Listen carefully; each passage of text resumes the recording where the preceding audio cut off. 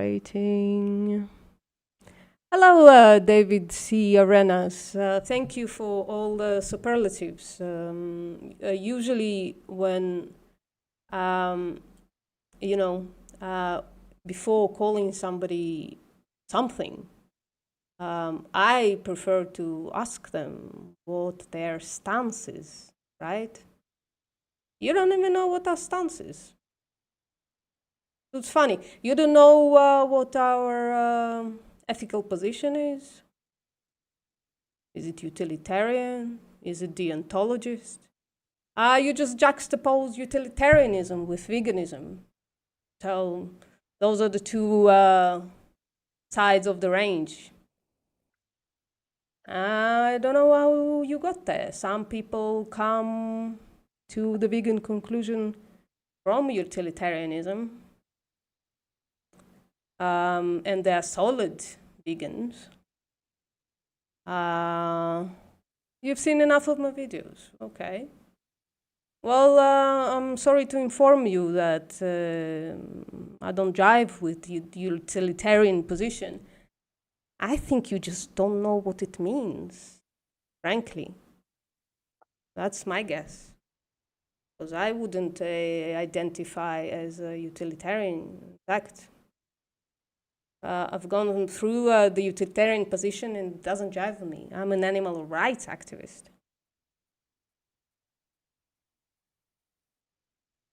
I mean, you can think like that, David. You can think that I'm a plant-based dieter. I sure do talk about ethics a lot. So it doesn't matter how I identify. Yeah, okay.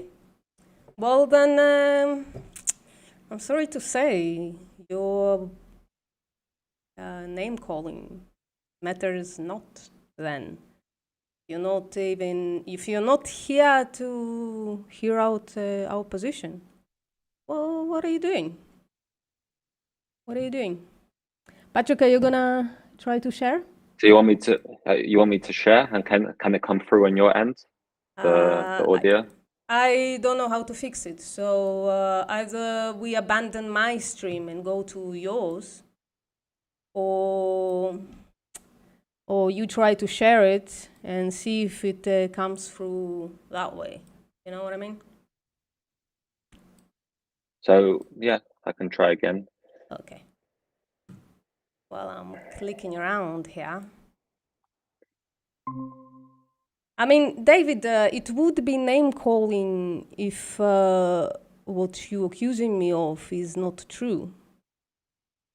So I don't know. I mean, you called me plant-based dieter for someone who devotes a lot of time to ethics. I find it a little insulting, frankly. Both really good at articulating and airing. Can people so hear obviously Patrick playing the video? If not, guys, this is the last time. We're just gonna go to Patrick's stream and abandon mine. How about that? Vegan Power Lab hear it. The Real Thing hears it. City Activism hears it. Awesome. Let's go. Maybe we can state our positions before we are defined by somebody else. Patrick? Oh, well, I'll let you go first. What do you mean? You can, if you want to tell your position, yeah, you can go first. Yeah. Sure. Well, I'm not sure what the debate is really about because I haven't watched it. Human intervention in nature is a bit large of a subject, right? So the only ethical position that is solidified in me that I have is that if I see a lion is about to attack a person, I'm gonna try to stop that lion if at all possible, right? In theory, I don't own a gun, I don't own any kind of a weapon, and I can't go against the lion, right? But if I had a way to stop a lion from eating a person, I would try to do so. If I see a lion try to hurt a gazelle, to eat a gazelle, I would try to stop a lion as well, because I don't see a morally relevant difference between those two sentient beings. And if I can prevent victimizing of a sentient being, I shall do so. Patrick? So I'm very similar to you, and I'm for preventing and reducing wild suffering in different aspects as well, such as, for example, if to mind comes a clip which I saw of Planet Earth of a baby elephant separated from its mum. Mm-hmm. And then I remember just thinking, how can the film crew just look at this baby elephant lost, knowing that the elephant is just going in the other direction from the mum, and knowing that almost certainly the baby elephant will die. So I'm for just helping to reduce the suffering in every way. So if I was part of the film crew, I would have helped the baby elephant get back to their mum. Yeah. Is that the utilitarian position, Patrick? So it's a rights-based position, because I'm just thinking in terms of how that would act if humans were in that position, trait-adjusted humans, such as, for example, if a kid was separated from their mum in the desert, I would act to bring the kids back to their mum. And it's not necessarily what I would do myself, such as I wouldn't necessarily be able to save everyone or kill someone, but it's what I think aligns with my preferences, such as if some sort of political system could act to reduce suffering, I'll be for this. Yeah, I agree. I don't know how my position of defending the victim is utilitarian, but I don't know. David, go on. So yeah, we can start watching the video. Oh, sorry. Yeah. I also just like to add that I also think that with regards to killing predators, I also personally still view the predator as a victim.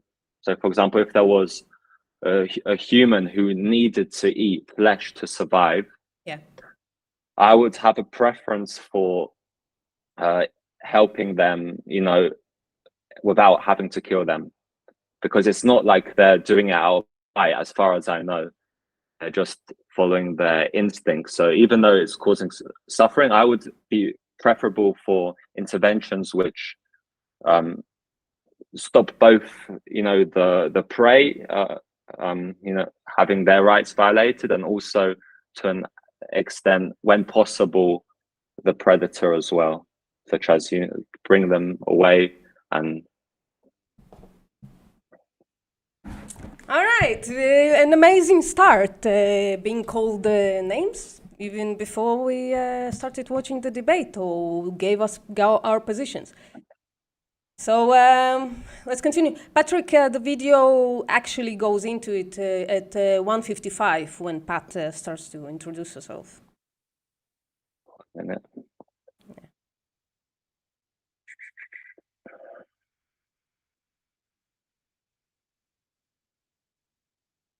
Tone, I don't know why you would say that veganism ends at human action. Yeah, hi, I'm Pat. I've got a bit of a cold. I'm a lawyer from Sydney. I'm doing my PhD in constitutional law and animals. You talked about human inaction. Is that what was the point you just made? Tone said in my chat, veganism ends at human action, no? Then you are into utilitarianism. I don't know how me saying that I'm trying to save a victim, despite it not being done by, despite the victim not being hurt by a human, how that's a utilitarian position. Patrick, can you maybe give us an overview of a utilitarian position? Because I think you know it better than I, no? I'll first say that with regards to veganism, in order to avoid infighting. I know people come up with different sort of interpretations, but for me, veganism is only like I only see it with human commodification of other non-human animals. So I only see it as that. But then I see wild suffering as an additional topic. Although I just feel like veganism for me is solely to do with the human commodification, but I still think it's a valid topic worth talking about, wild suffering. But I feel like veganism should only be to do with human actions with regards to commodifying, exploiting animals. But this also, I think, helps avoid infighting as well to the vegans who are. Well, apparently not, because yeah. All right. And then your next question was, how do I define utilitarianism? It's kind of, so there's so there's, first of all, there's deontology, and then there's utilitarianism, then there's threshold deontology. And utilitarianism is in terms of just maximizing overall well-being. So it's kind of difficult to do this calculation, but it's just going for the action which will generate the most well-being. So for example, if someone theoretically wanted to sexually exploit someone and they could sexually exploit them without the victim knowing, so even though they're having their rights violated, a utilitarian might sign off on this because it's maximizing well-being. Yeah. Do you see what my point I made there? Yeah. Whereas someone who is rights-based, even though the victim is not feeling anything necessarily, they will still say this is a wrong action. Oh, damn, fuck. I'm a fucking right-based person then. Jesus. Well, that's a shame. Isn't it, David? Right. Sorry. Are there any other questions in there? So someone said David Attenborough is overrated, AF, CDA activism. Yeah, I agree. That went over my head a little bit. Right. What, that point? David, I don't know what David Attenborough is. So he's he does lots of documentary voiceovers. He's got an amazing voice. Wow. Okay. Yeah, I'm an animal rights activist. Awesome. David? Vegan, obviously. Cool. Yeah. Hey, I'm David, or David, however you want to call me. I'm from Colombia, and I used to organize the cubes for AD here in Bogota. And well, I have some experience with street activism and online activism, and that's mostly it. Awesome. Yeah, so the way it's going to work today then, people in the audience, is the guests have agreed to just start with like an opening statement about this, and then they can sort of clarify each other's views or whatever after that, and then get into it. Pat has prepared, I believe, like maybe a 5-minute opening statement, and she's going to go first. Cool. And then David is going to respond to that. And I guess from there, they will kind of see where they agree and disagree, and then they'll have the back and forth. Now, anyone who wants to ask questions in the live chat, you can feel free to do so after the debate, but if you leave a super chat now, you'll get a guaranteed answer at the end. So super chats for guaranteed answers, and you can ask either participant or me, anything, whatever. If you have a question for anyone here, you want to press anyone on their views, you can do that, and we'll read out those super chats at the end, plus any non-super chat comments that I managed to actually show up. So I guess what we will do is, and I guess we'll go, like, the main debate can be like an hour and a half max, something like that. And then I'll ask them some questions, and we'll have some audience questions as well after that. So are you both cool with that, David and Pat? Sounds good. Cool. And David, I should mention also, if you want to actually share your screen at any point during the debate, you can do that. You can bring anything up if you want from online and actually share your screen. Pat might be doing that during the debate as well, so you're free to do that. And yeah, I guess then we'll get the ball rolling with the opening statements. So Patricia Nonis, if you would like to start your opening statement about the topic of intervention in nature. Yeah, just a quick question. Because I have like multiple screens open, can you see me if I do this? I can see you now, yeah, but I can't Yeah, see cool. what you're. Yeah. Yeah, no, that's fine. I want to know where the camera is, and I just want to make sure I haven't got Windows up on the wrong. Yeah, technical difficulties, shared. All right, so my overall position is that the appeal to nature. No, I just said technical difficulties. I get it. But yeah. Fallacy, the idea that something is natural, therefore it is also good or worth preserving, is one of humanity's worst ideas, on par with carnism, Islamism, and wokeism. I think condemning animals to a lifetime of perpetual disease, parasites, and excruciating pain is both stupid and evil. I hold the view that the quality of sentience, more often than not, gives rise to individual rights, or at the very least, serious moral consideration. And I don't think that changes simply because these beings have had the unfortunate luck to be born in a horrendous. You see how everybody, can you hear how Pat is talking about the rights violations, right? So immediately, any accusation of being utilitarian is wrong.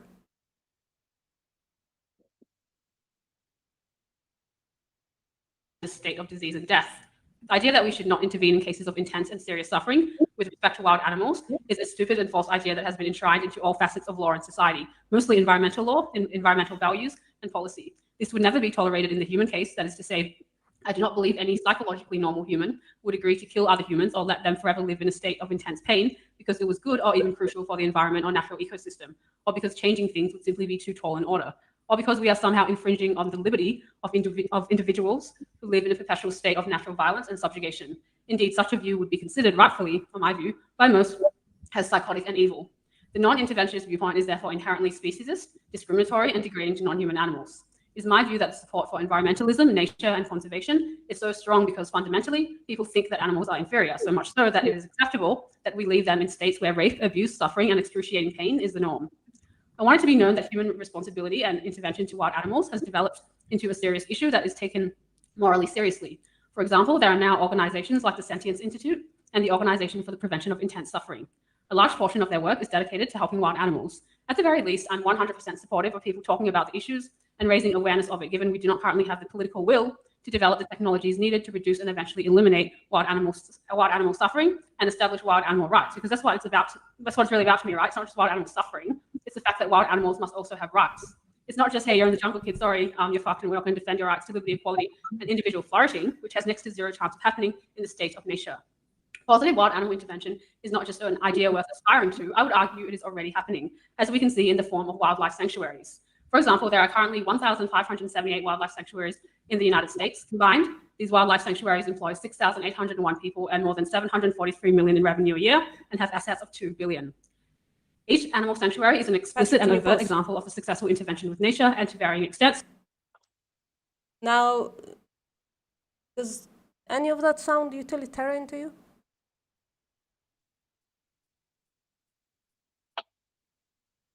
Wow, Patrick, we gotta solve your computer business.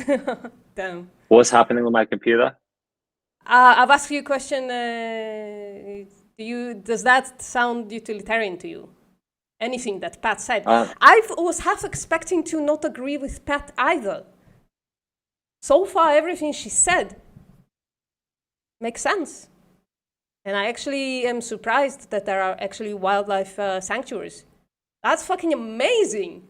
The one thing I would warn about is talking about,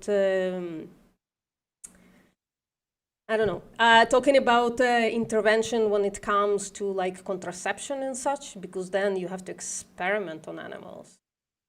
You know, that could be done in an ethical way. After all, I work in experimentation on humans, and that can be done in an ethical way. But we have to be aware of that. But Patrick, please say something. Does anything that Pat said sound utilitarian to you?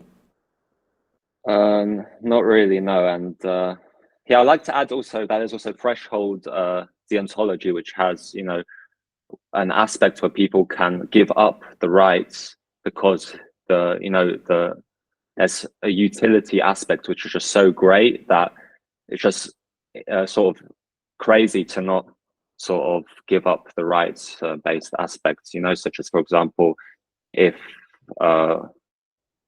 someone took for example, with cultivated meat, cultivated lab flesh, if potentially one cell could save, an infinite ongoing massacre, then someone could potentially sign off on this, whereas a pure deontologist would be okay with us potentially never getting to a vegan world, just if if someone's just pure deontologist and you ask them, would you be okay with, because for example, with cultivated meat, as I've seen, the cells can be stored for eternity once you've got them, and it can be in a painless swab. So a pure deontologist would be okay with us never getting to a vegan world if just because of this act of swab of an animal. Yeah. Well, David, I'm sorry, I'm gonna call your name properly this time. David says that threshold deontology is utilitarianism in disguise. So that shows me, David, that you don't know what you're talking about, because those two positions are opposite, right? Well, I'll be interested from a pure vegan deontologist. Would they be okay with never getting to a vegan world potentially just because of breaking a single, just from not making a single exception? Do you have like something to add to this? Not sure. Let's just continue for now. I mean, I'm not, I don't know if I'm a threshold deontologist at this point. I do have some consequentialist tendencies. I think if there is a victim lying in a puddle of their own blood, I think something wrong has happened there.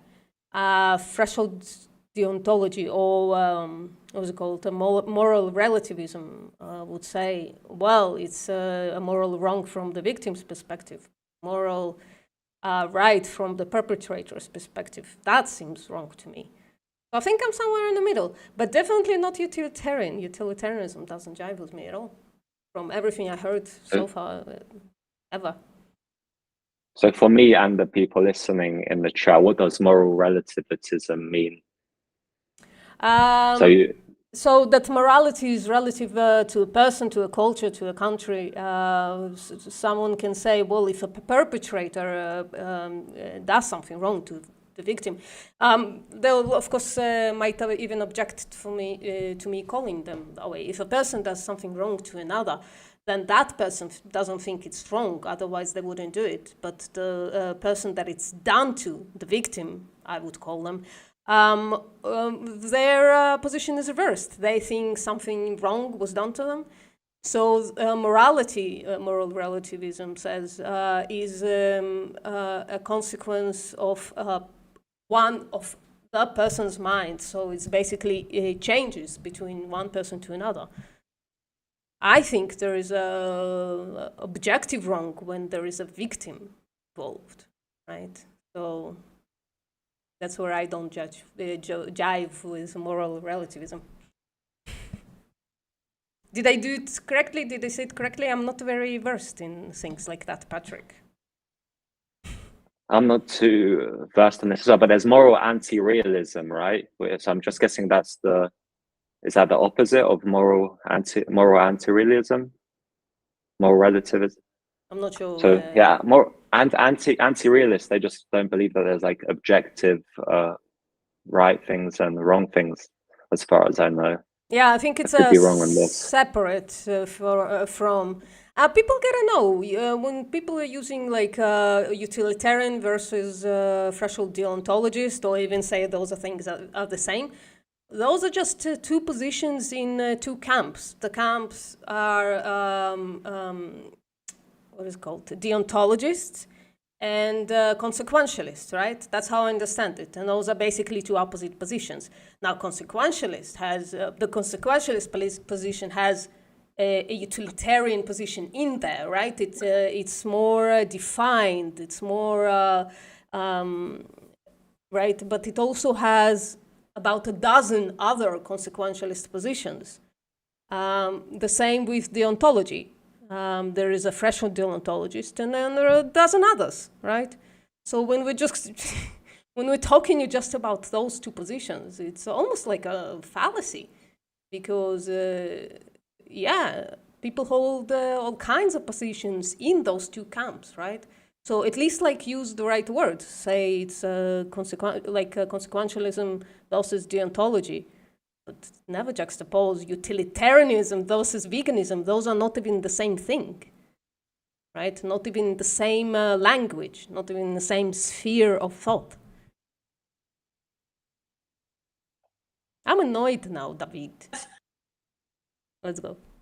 The successful domestication of wild animals, which is a good, if not great thing.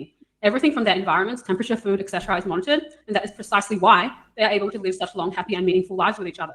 I want to add a caveat and say that I understand that there are limits right now to what we can and can't achieve for wild animals. Because of this, I will likely just grant to David if he were to suggest that there are a number of situations where it might be best for the moment to err on the side of caution and not intervene. And there might be situations where environmental protection actually helps animals incidentally. But this does not mean I support those initiatives as an overall or long-term objective for humanity or think that it is consistent with our values. My temporary neutrality towards some environmentalist policy or initiatives is not based on any kind of understanding that their values are good. It is based on the knowledge and acceptance that they are too stupid and delusional to realize how bad preserving nature actually is. Therefore, I hold a strong philosophical position regarding wild animal rights in terms of actual policy implementation until we develop a stronger public and political consensus on the issue. I'm more flexible with such issues, as we'll no doubt discover in the discussion. So in conclusion, I think it's a human responsibility to achieve wild animal rights, quoting Martha Nussbaum, the celebrated philosopher. To say antelope are destined to be eaten by carnivores is like saying women are destined to be raped by men. Animals don't care if their pain is caused by parasites or a plastic bag, they just want their agony to end. Nature is a prehistoric shithole of disease and death, and along with other horrendous regimes like slavery and the Holocaust, it belongs in the past. Almost everything good about modern life today was brought to you by science and technology and the power of the explicitly unnatural. To deny wild animals the same progress is unjustifiable, and on my view, an inherently evil position to hold. That concludes my opening statement. Thanks, Pat. And we just had the odd comment there just saying about your microphone. So just while David is doing his talk, people are saying just check you've selected the right microphone in settings. You're using the microphone you got in front of you, not the webcam mic. I reckon it could just be the echo in your room, whatever. But we can hear you. Yeah, it's just that it's a bit echoey when you speak, so it might be that you're. Okay, but I think that when people think that veganism is not enough and we have to do something else, or we have to introduce something into veganism that is not there, that wasn't there. It's like all these intersectionals trying to, well, maybe if we focus on animals is not enough. Sorry, can you pause? The efforts to abolish animal. What do you mean focusing on animals is not enough? I mean, we are talking about animals here. We are talking about animal suffering. We are talking about animal rights. What do you mean animals are not enough? How is that what you heard from Pat's open statement? I'm not sure. Patrick? Yeah, I'll add, regardless of whether you want wild suffering to be included within the sphere of veganism or not, it's an important topic to have a conversation about, because we should care about, well, I personally want to care about all the victims and everyone who has their rights violated, regardless of whether it's in due to human-related causes or due to other causes. So well, Patrick, it's still important to, yes. Go ahead. Yeah, David, if you were talking about intersectionals, then I don't know what you're talking about, because I don't think human intervention in nature is an intersectionalist position, right? This is still happening for animals. I actually disagree with Patrick. I think it is a vegan question, whether or not we intervene in nature to grant wild animals rights. I don't see the distinction there. I see the distinction in the perpetrator, but I don't see distinction in the victim.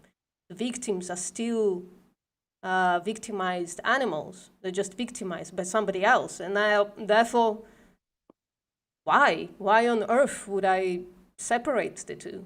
And you poisoning the well by talking about intersectionalism in this debate. Who cares? Who mentioned it? Why? Why? All right. I'm sorry, I'm talking so just to be with, clear, yeah. Yeah, just to be clear, for me, I don't really mind whether it's counted within veganism or not. But what I just care about is that it's this, people are logically consistent and it's discussed. So, for example, if someone had two humans in their garden, just sort of in a fight, like you would want to intervene, right? Yeah.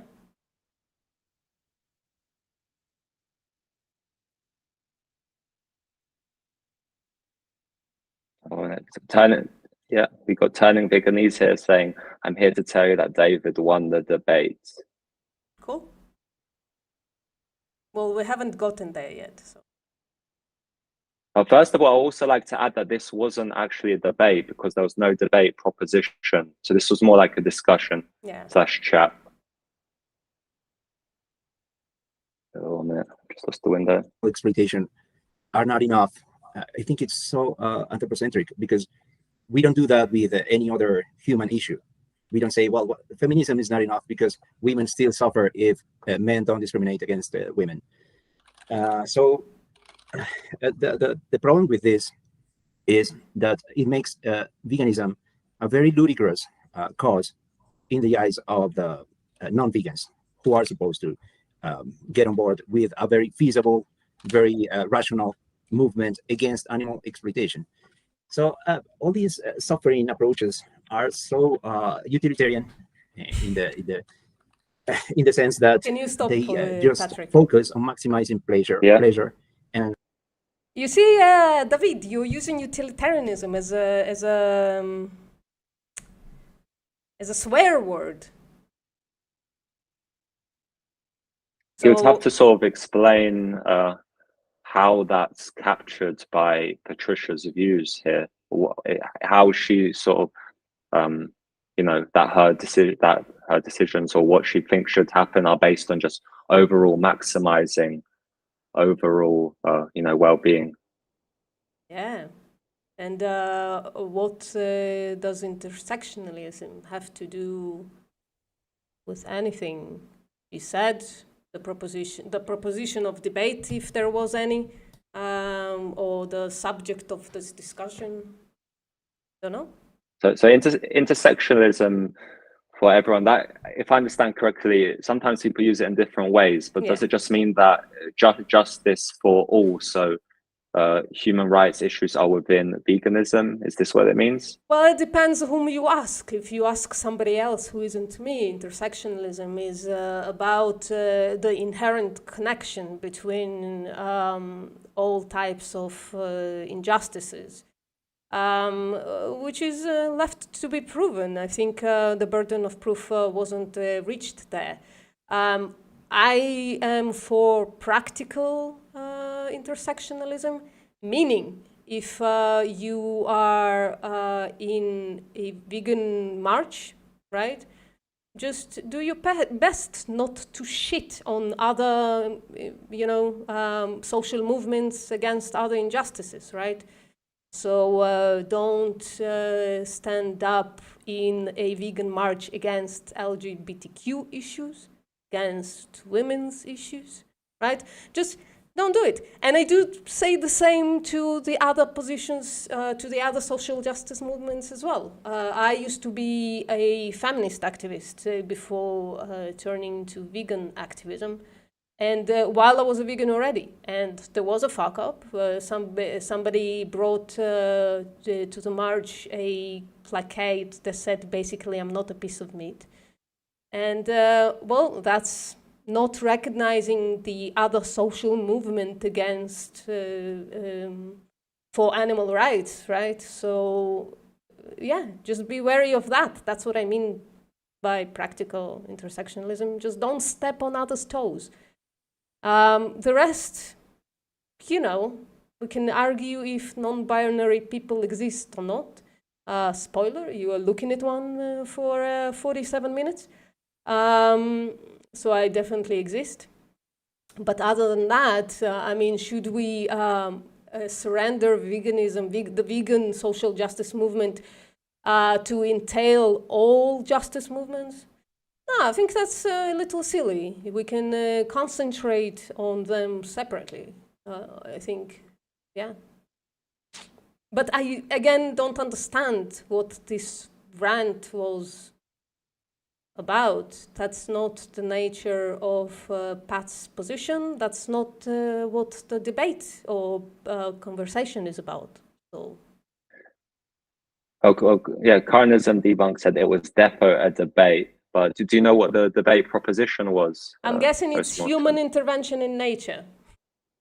But that's not a proposition. Yeah, I'm not sure, no. That's, yeah. I haven't seen this, so this is me with fresh eyes and fresh ears. Right. Yeah.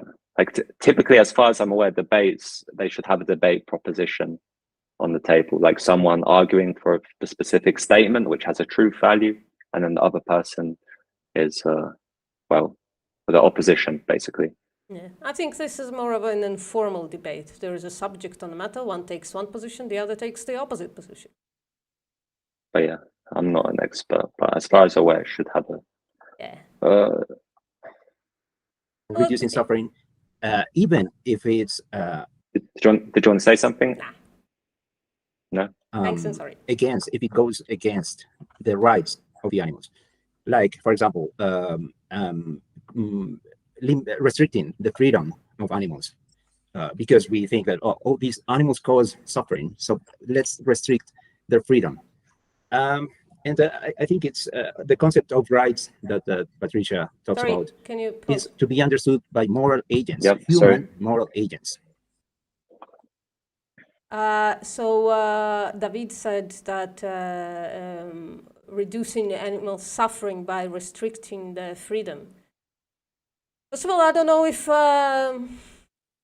those two things are on the opposite sides of the matter. Like, I think, yeah, we need to solve the practicality of the thing, but we can at least have the position of doing both.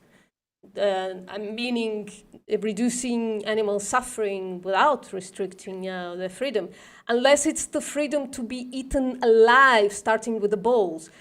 And then I would question if David knows what freedom means.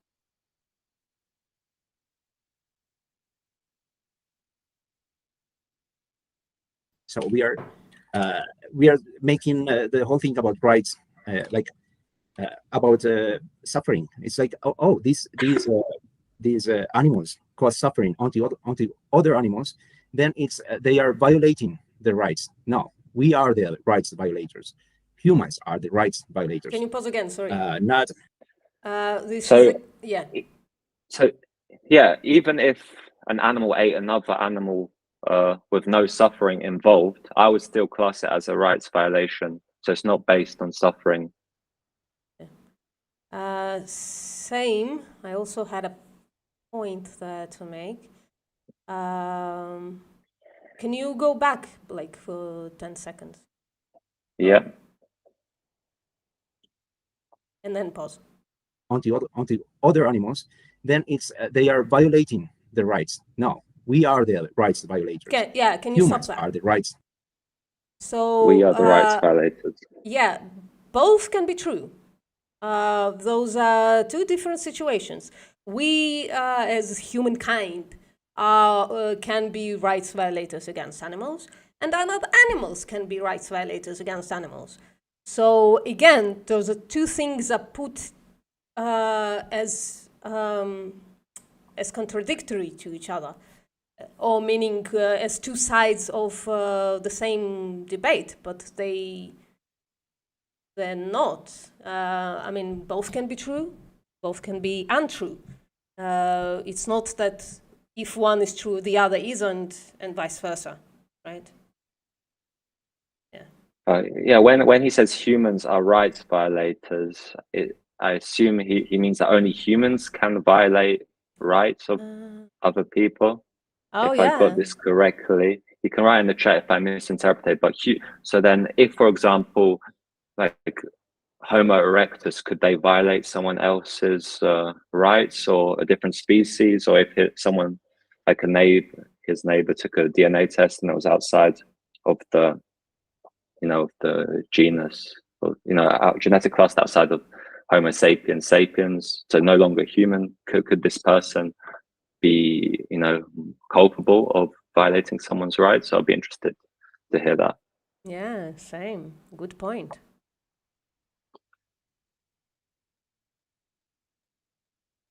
Violators, not non-humans, not moral patients.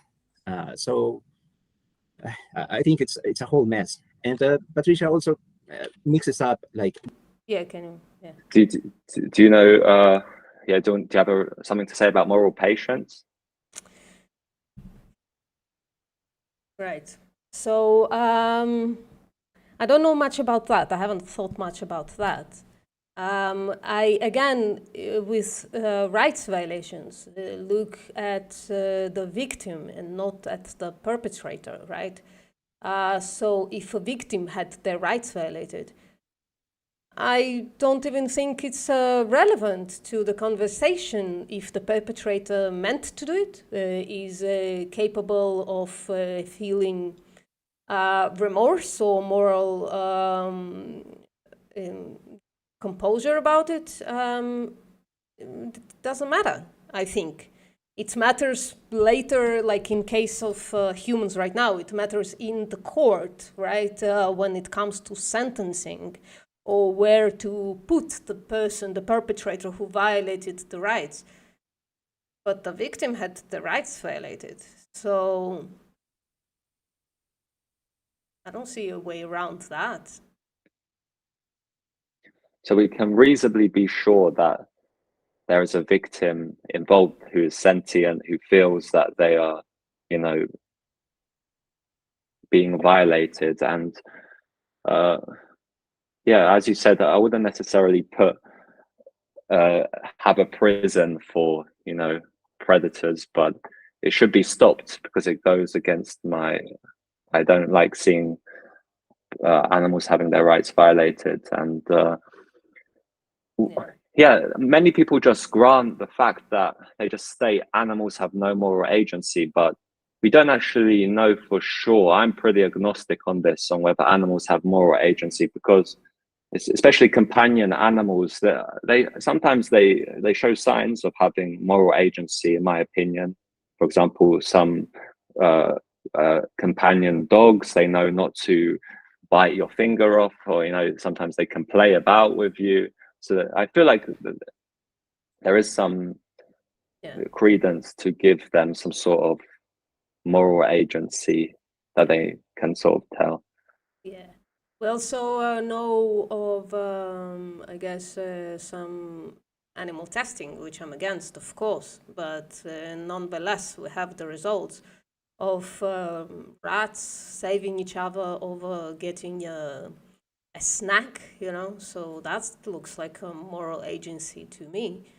But I again don't think it matters, because I think if we can save the victim from having their rights violated, who cares what the perpetrator meant to do or is capable of thinking to do?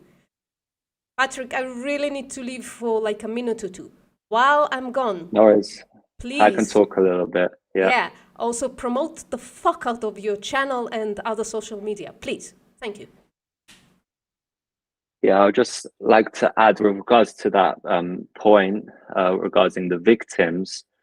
Even if there's no if there's no perpetrator, I would still like to act to reduce victims. For example, if there's people dying in a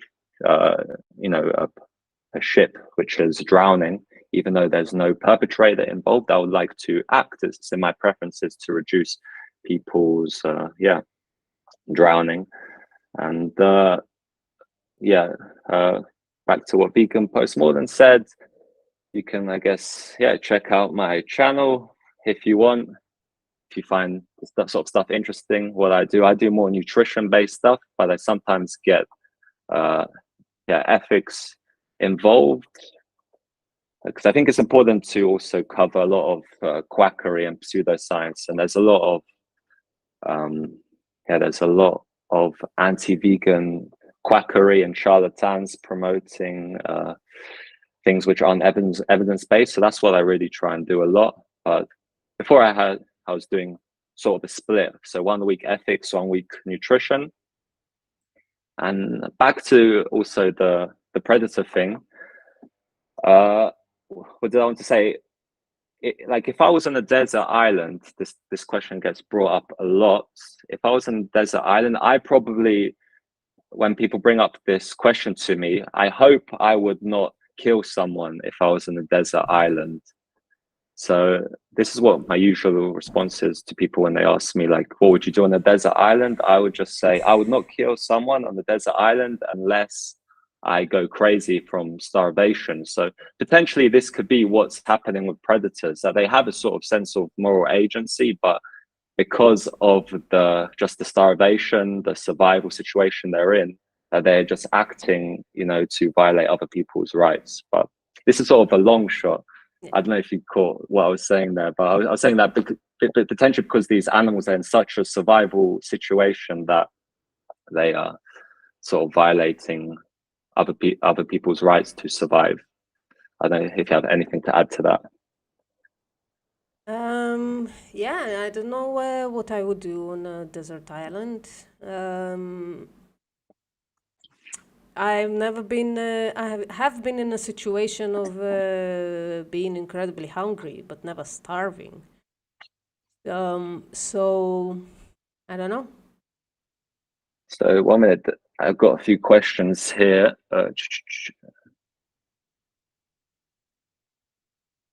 So Marcelo says, I don't believe animals have something even more comparable to the concept of moral agency as we humans understand. That's kind of unfair. I just said that I'm sort of agnostic.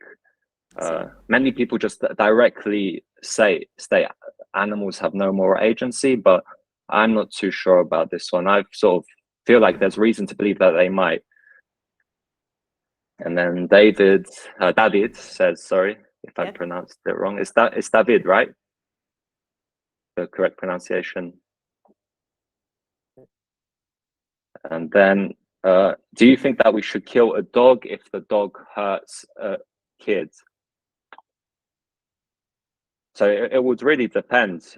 So if I would always go for the option which doesn't entail killing someone, but if it's like a last resort and there's no other option, then I might have to sign off on that.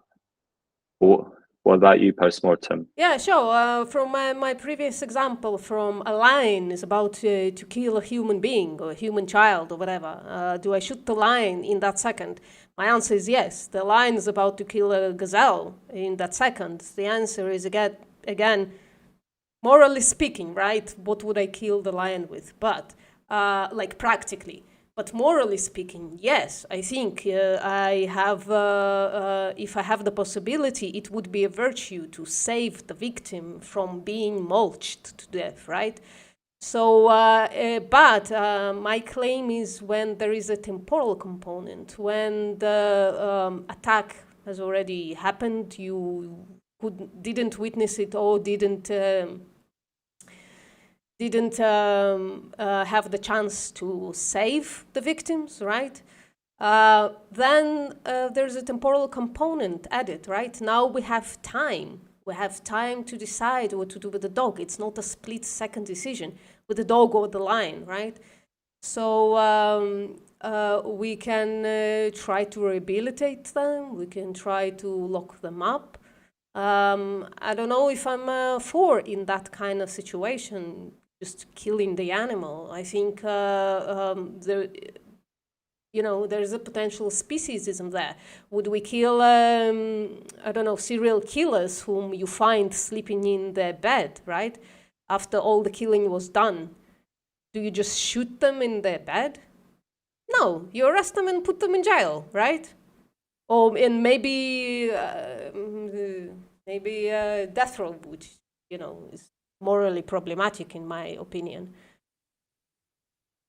I'm also for, when possible, for example, if there was a disabled human running around killing people, I would, when possible, if it was possible to sort of, stun them so they just stop the act without killing them, that would be in my preferences, because I don't feel like they're necessarily,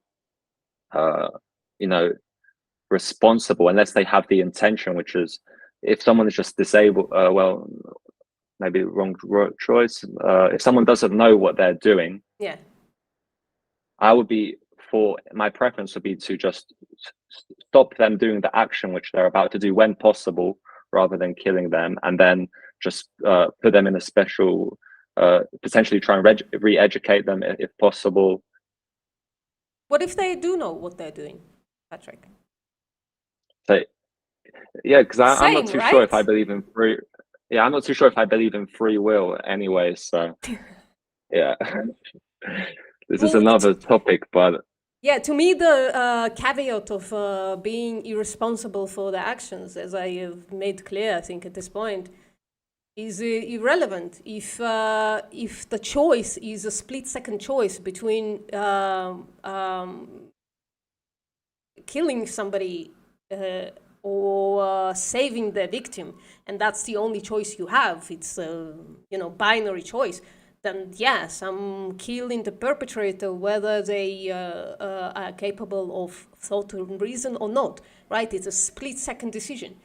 When it's not a split-second decision, when there is no longer or not yet an immediate danger, that's when we have actually the range of moral choices, right? And there I would equate a human being, able or not able, knowing or not knowing, to the animal. I don't think it matters if they know what they're doing. I think if they know what they're doing, there is a bigger range of possibilities maybe to stop them, right? You can reason with them, whatever. But well, I'm rambling at this point. Corvid Moon says, Patrick, I thought about that kind of a thing in the past as well. I don't know what that's talking about. I'm sorry. Corvid Moon, this is, I don't think Patrick can see my chat. Sorry to say. We can go on.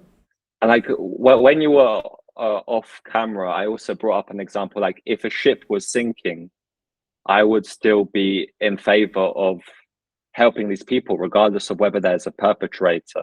Yeah. So it's the same thing I feel with I don't care who's committing the act. I just care that there's people who are having their rights violated and their lives taken, basically. Yeah, right. Yeah. Yeah.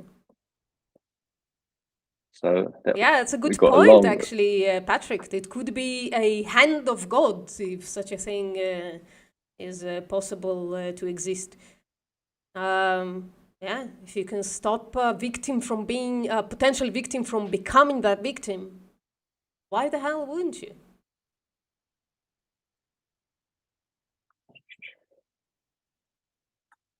Okay. Yeah, there's a lot of comments here. You can go through them. That's fine. Okay, David again. David.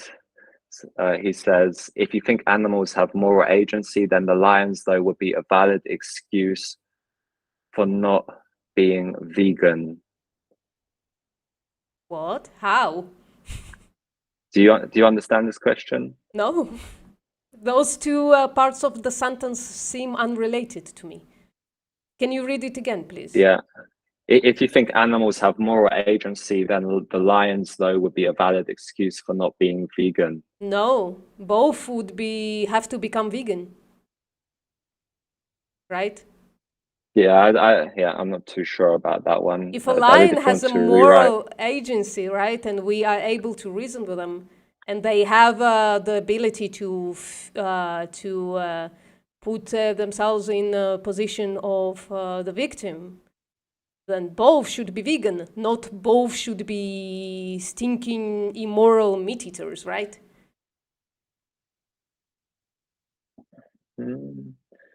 So yeah, I just don't. I'm struggling to sort of understand that. That statement, because they're sort of unrelated. So not being vegan. Well, the way I understand it, that when Karanists use lions, though, right? They're saying basically, if a lion can eat a gazelle, then I can eat the gazelle as well, stating lion being eating a gazelle as an unmovable fact. When if the lion does have actually moral agency, then it's not an unmovable fact. Then the lion should become vegan as well.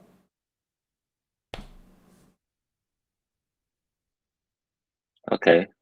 So you think he's sort of saying that the lion should become vegan? Yeah. But I'm saying that. I think David says that lion not being while having the moral agency, the fact that the lion victimizes the gazelle is an unmovable fact, and therefore, if a human brings a lion as an example, then it's justified for the human to eat meat. I think it's the other way around. I don't think if a lion has moral agency, which we don't know, I don't think that the lion eating animals is an unmovable fact then, and both should be vegan. Yeah, even if the lion did have moral agency, I would still think we should act. Right? I don't really care what is the status of the person committing the act. Right? Yeah, human killers have moral agency. Should we not stop them? Carnists have moral agency. Should we not stop them? To be honest, I'm not too sure about the existence of free will, as I mentioned previously. So, but I just believe in acting in accordance of reducing rights violation, and it always comes with who the victim is. Yeah. Yeah. Meta on meta, I don't think it matters if we have free will or not. We kind of act like we do. So therefore, for all intents and purposes, we do, even if we don't. It's meta. So,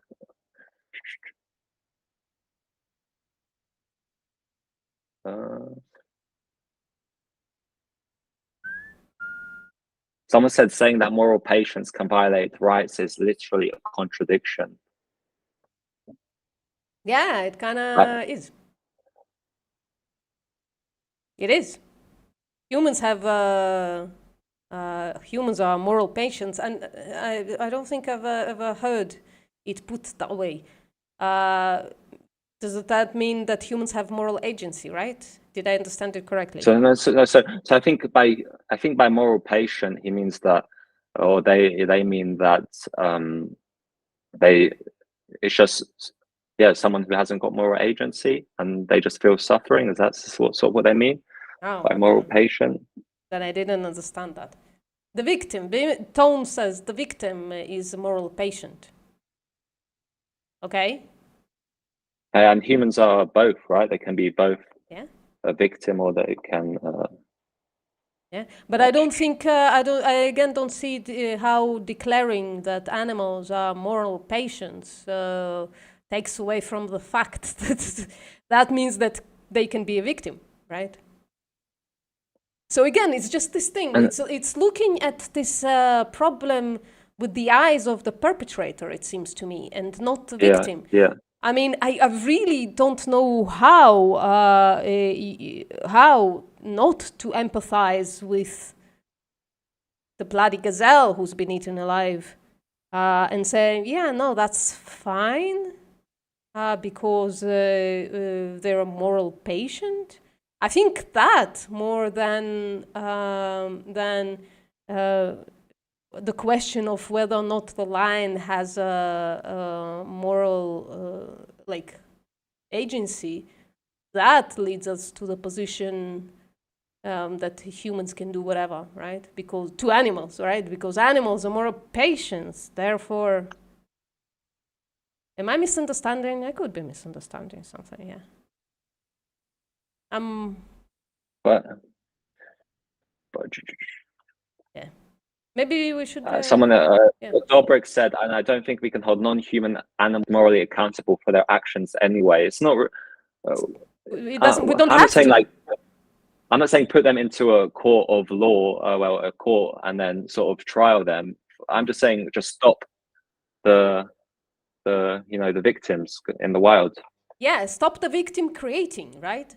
I don't see how that is a controversial position in any way.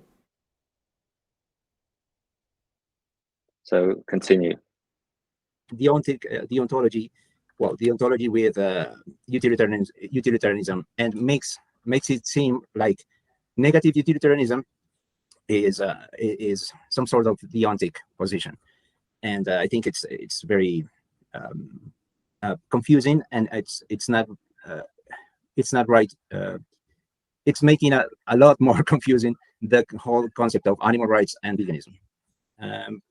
Yeah. Let's just Can you leave it stop there. for a second? I have a Cool. comment. Yeah, thank you both for your my, opening statements.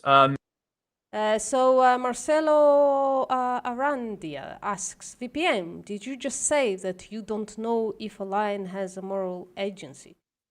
Yes, we don't know. And we don't know for sure, right? We assume that they don't, but we don't know for sure.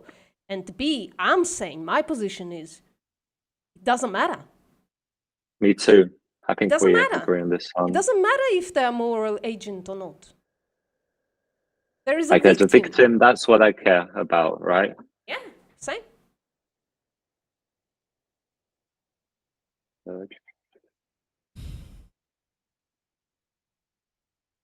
1 minute. Either of you now can feel free to ask one another an opening question or a clarification or something like that, and then just start the back and forth. I'm going to mod this debate, but I'm not going to be too heavy-handed with my moderating. It's not going to be like a super formal debate of any kind. I'll just step in certain points where I believe that I need to, but hopefully that won't need to happen. So yeah, I'll let you guys ask an opening question or something like that, and just start from there. So that's up to you guys from now. The floor is yours. Yeah, I have a question. I disagree with a lot of what David just said, but there's a lot to disagree with, so I kind of want to tackle the most relevant part to wild animal rights / suffering first. And I do have a hypothetical. I know David's not a fan, but we did agree prior that if it was a reasonable hypothetical, we would engage with it. So George mentioned to me prior to the discussion, and from what I watched of the video you did with him recently, that one of your main objections to wild animal intervention is this idea of jurisdiction, or like the liberty of the animals, like we're infringing some kind of jurisdiction. And like out of everything that you said, and from what I watched in the video, that seems like the main kind of objection you have to wild animal intervention. Because all these other issues about deontology and utilitarianism, like they're interesting, but they're kind of tangential to like this actual debate. So I just thought we'd attack the the strongest point first. Mm-hmm. Okay, I do have a question on that. Assuming that is your position, that we're infringing on some kind of jurisdiction of wild animals. Mm-hmm. Can you stop? Is that your position? I just want to make sure it is before I ask my question. Sorry, come again? Is it your position that stop, one of your please? main objections to wild animal intervention is that we're infringing on some kind of jurisdiction that we don't have? Can you, first of all, David, you keep putting words in our mouths, right? David says in my chat, they are making animals moral agents. Sorry. Literally aren't. Literally the opposite of what we said. We said we're agnostic. Well, my position is I'm not sure, but it doesn't really affect me because I know that on the other side there's a sentient being who is getting their rights violated. So I don't really.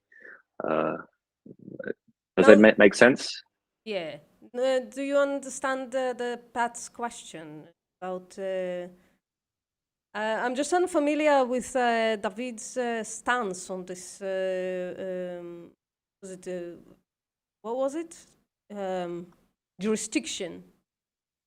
Meaning there is the way I understand it, and David, fix my understanding if I've understood incorrectly. So we have the jurisdiction of humans, and then we have the jurisdiction of wild, the nature, and the two can't be crossed. Is that your position? David says the obligation to be vegan is because we are moral agents. A baby doesn't have a moral obligation to be vegan because he's not a moral agent. Great. That's interesting, but there is a victim involved. So I'm not sure, like, if a baby gets a gun and shoots somebody, right? So you can't tell that baby off, right? That's a baby.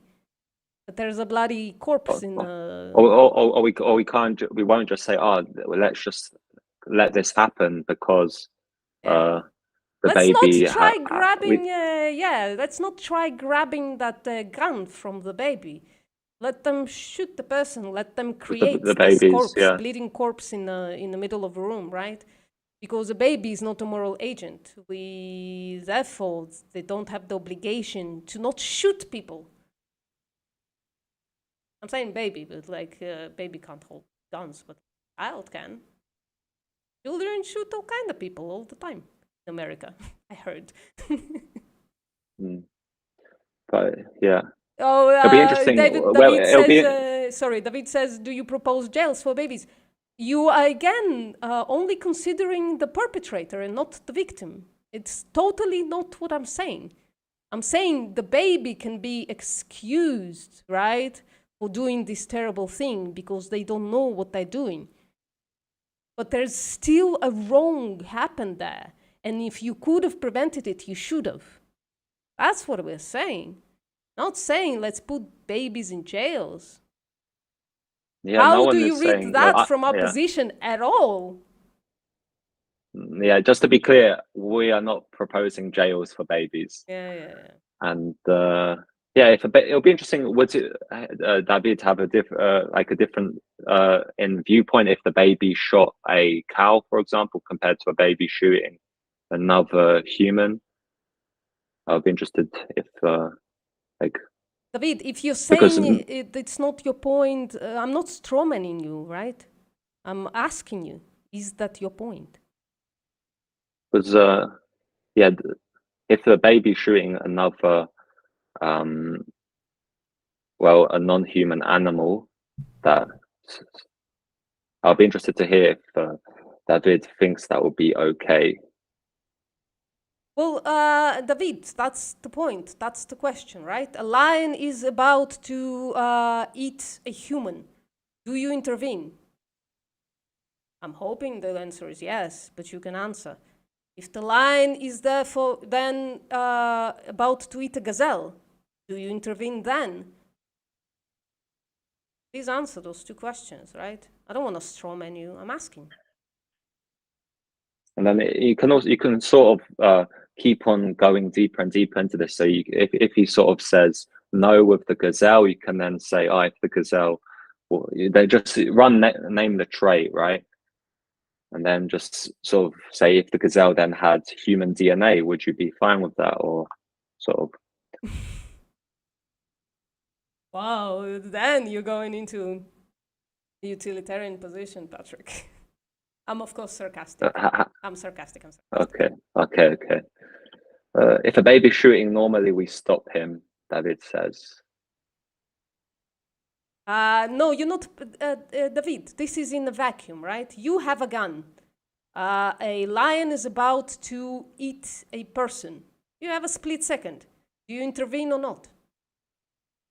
It's not at risk to you. We're not talking practically. We're talking morally. And the human is just a human. You don't know nothing about them. It's a faceless victim that might be vegan, might be a hunter. It doesn't matter. We're talking about morality. We can then add, I don't know, are you gonna let the lion eat the hunter? You gonna, then what the fuck did the gazelle do to you? Is my question, my next question. For me, I see an action as wrong if it goes against my preferences. And I don't want to see sentient beings dying. David wants to come up and answer the question live. Patrick, what do you think? We've asked a few questions. Which question exactly? I'm guessing it's my question. You have a gun and there's a lion about to eat a human. Robin? Guessing it's that.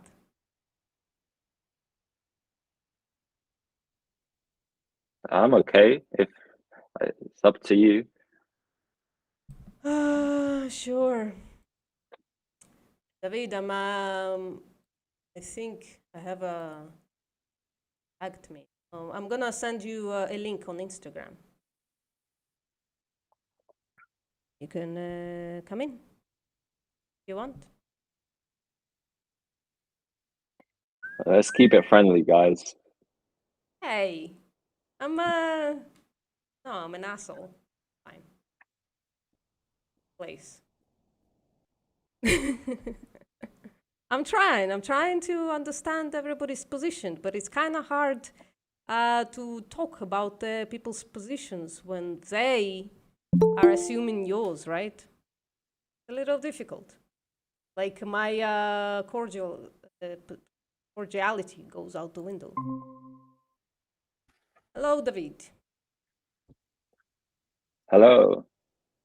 Hey, everyone. Are you listening to me right now? Yeah, we can hear you. I can hear you. Okay, let me try to close the other windows because Scheiße. Where am I? Okay. Is it? Are you listening to me? Or? We can hear you. Yeah. Oh, okay, cool. So many things have been. I feel like a strongman the whole time. I've been strongman the whole time. Excuse me, sir. I don't want to play this game, but you started it. You came into my chat without me saying a word and started calling us utilitarians, right? Yeah, listen, I'm calling utilitarianism. It's not an insult. Oh, okay. Singer is very proud to call himself a utilitarian. David Pierce calls himself a utilitarian. Oh, now I'm why do you think that it is an insult? It is not. It is not an insult at all. Absolutely not. Yeah. Only I'm not a utilitarian, so calling me utilitarian. You are defending utilitarian ideas. The utilitarianism is about violating the right of the few for the greater good, or not even deciding what is just or what is fair, or not even respecting the rights of others just for the greater good. That is utilitarianism. That's not my position. But listen, can you answer? Hold on. That's fine. That's okay. You talked about lab-grown meat. Yeah. Lab-grown meat has to be made by violating the rights of animals. That's why I explained that many times. Okay, sure. Can you answer my question, please? Can you answer my question? Animals. Can you stop and can you answer my question? You came in here to answer my question. Can you do that instead? Instead of ask. Should. I'll ask again. I'll answer all of your questions here. Awesome. So you have a gun. There is a lion about to eat a human. Do you intervene? Mm-hmm. And by intervene, I do mean shoot a lion, right? Shoot the lion dead. It depends. Okay. It depends on the human. It depends who is the human. If the human is a hunter that was hunting lions, I won't shoot the lion. Okay, you know nothing about the human. It's just a human. You know nothing. It's a baby. It's a human baby. How about that? It's a human baby. Are you about to shoot? Are you intervening? Are you shooting the lion? Maybe. If I shoot the lion, have you seen those videos where people shoot an animal and the animal keeps running and goes after you? Well, maybe. Let's say I'm not here to virtue signal about what I would do. That's fine. You know, I'm gonna just. It's not. Yeah. I'd like to add. It's not what you would do. It's what you think would be the correct choice. It's not like I'm not saying I could necessarily kill someone. It depends if my life is at risk. No, your life is not. I'm just gonna qualify it. David, No, David, so I'm sorry.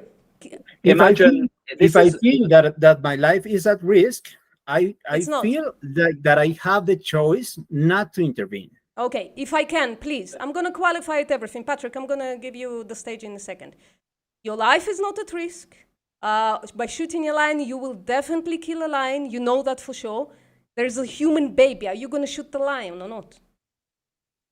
No, it depends.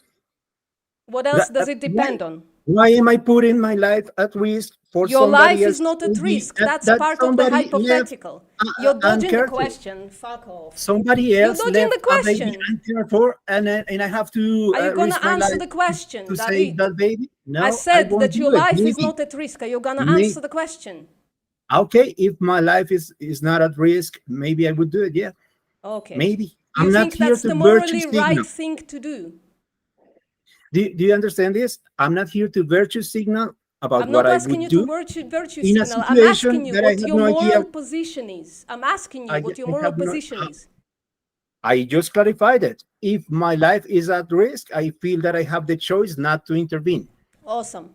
Your life, it's part of the hypothetical. I baked it into the hypothetical that your life is not at risk.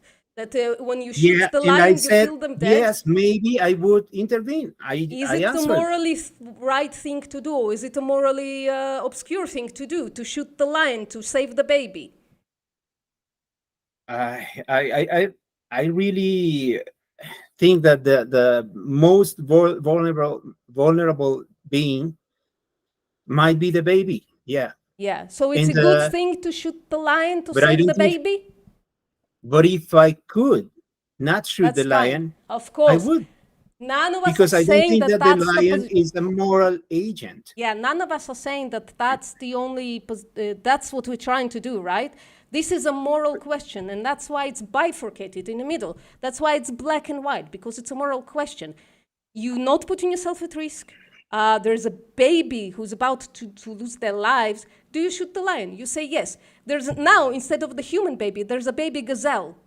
And the lion Yeah, is about okay. to eat the baby gazelle. Do you shoot Why- the lion? Why do you? Sorry. Why do you put these Why? Because hypotheticals? that's how About morality what? works. Yeah. Do you know that moral? Can you answer the question? normative Sorry. Can you answer the question, David? Can you please not dodge? Can you answer the question? I'm not dodging. I'm going to answer your question, but Okay. I'm going to clarify that what you're doing is very dishonest. Maybe. Can you Why? answer the question could anyways? I ask Because- something? Because you are putting you are making up a moral dilemma, and you think that normative ethics enter within that dilemma. No, I'm And just that is asking what not- your that is not the morality case. is. I'm just asking what your No, that is morality not the is. case. That's how we do That is not the it. case. Can you answer the You- question, though, please? Can you answer the question? Now, instead of a human baby, there's a baby gazelle. You have the option to shoot the lion and stop the baby gazelle from being eaten alive. Do you do it?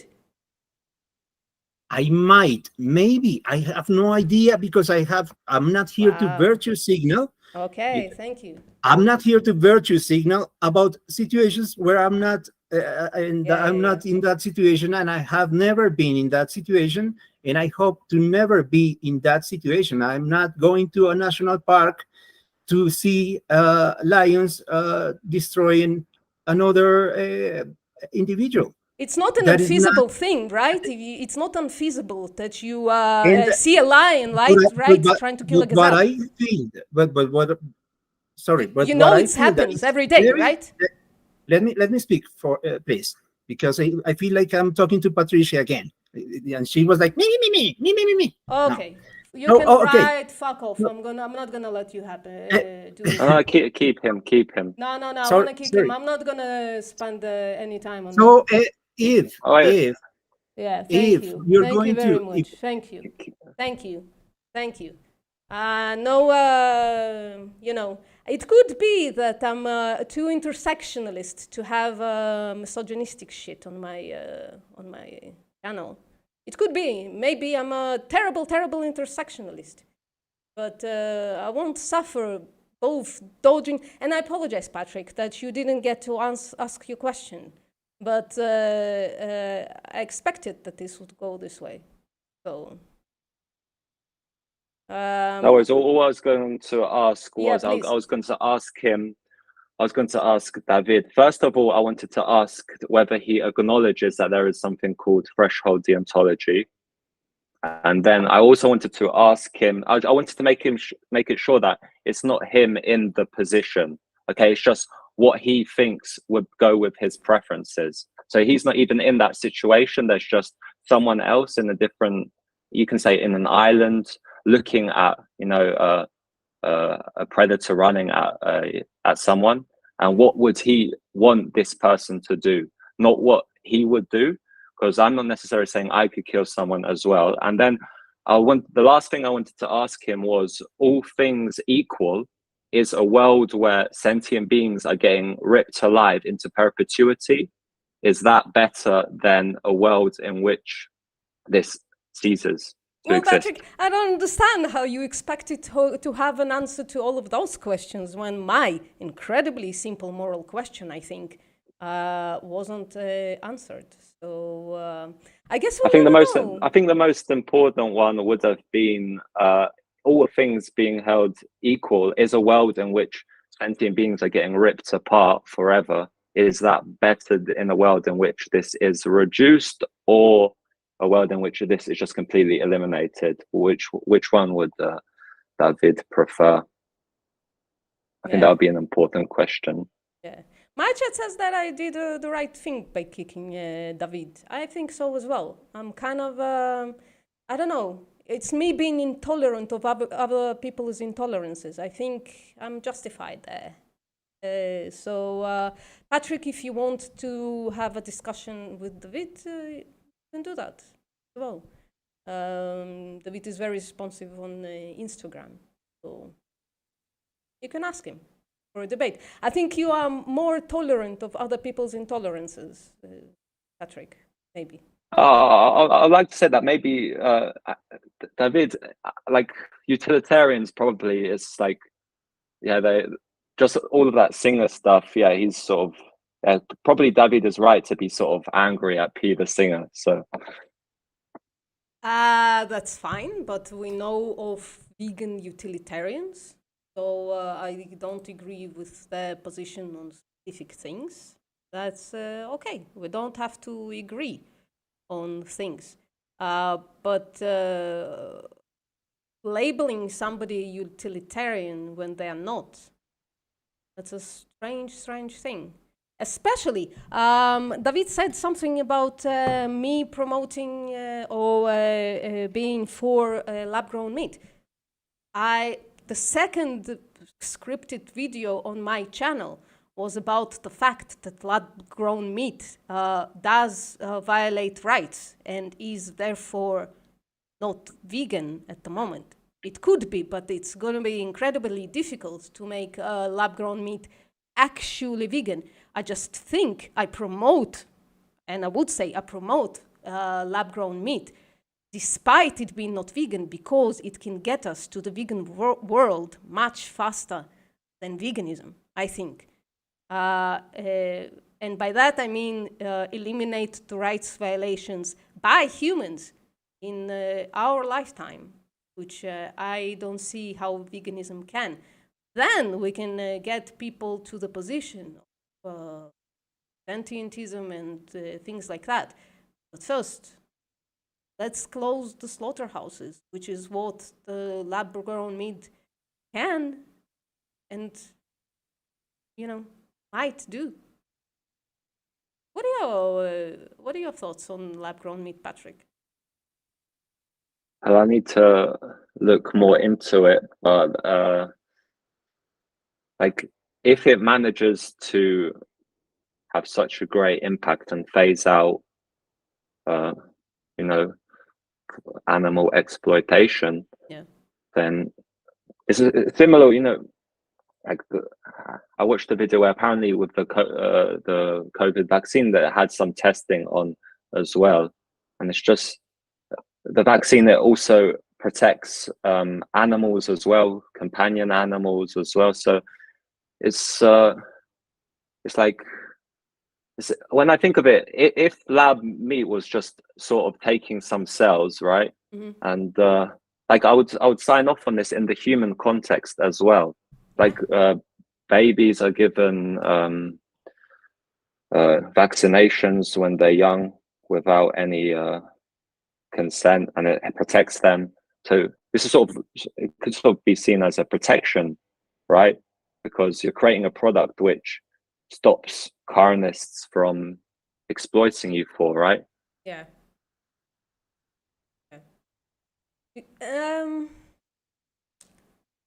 So my question is, so the way I'm, despite everything that just happened, I'm still trying to make sure to have the most charitable interpretation of what David said. So David said that utilitarianism is sacrificing the few for the greater good. I think that definition is so wide, it can include everything, like including some threshold deontologist positions. I think that's where David is confused. Utilitarianism is a very narrow worldview. It's and like every world, like threshold deontology as well, has structure. And saying just words that can include such a large amount of worldviews, right? It's like saying nothing, basically. You look at utilitarianism as a worldview, it has the structure that threshold deontology wouldn't fit into. They're literally opposite positions. But you say the words in a way that kind of doesn't really mean anything, does it? And as far as I'm aware, everything I've said I would tolerate in the human context as well. So that's something else to add, right? Yeah. I mean, I don't take a step when it comes to morality without putting humans in that position, ever. I think that's clear This is from how I my think, channel. yeah. Yeah. Yeah, so I'm guessing we have a similar position where we think, what would we do with trait equalized humans? This is how I sort of decide what would be the best thing to do. Is this sort of how you go about it? Yeah. I usually do equate, I guess, most animals to babies or to children, young children, I guess. Cognitively and morally, they literally are. I mean, they are equated. That's what I meant. Not that animals are human babies. And yeah. So, for example, if we discovered an island where there were humans hunting humans, right? Like, I would still say let's intervene. Yeah, but it's a different jurisdiction. Maybe we shouldn't. And I wouldn't say this is utilitarianism, right? I'm just thinking, if I was in the Hunger Games, I would want people to help me out.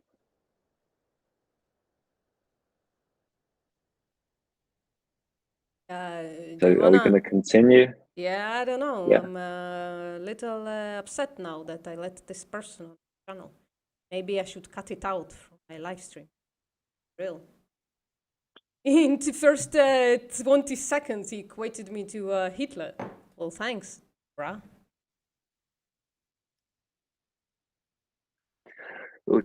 Wait, someone said, no.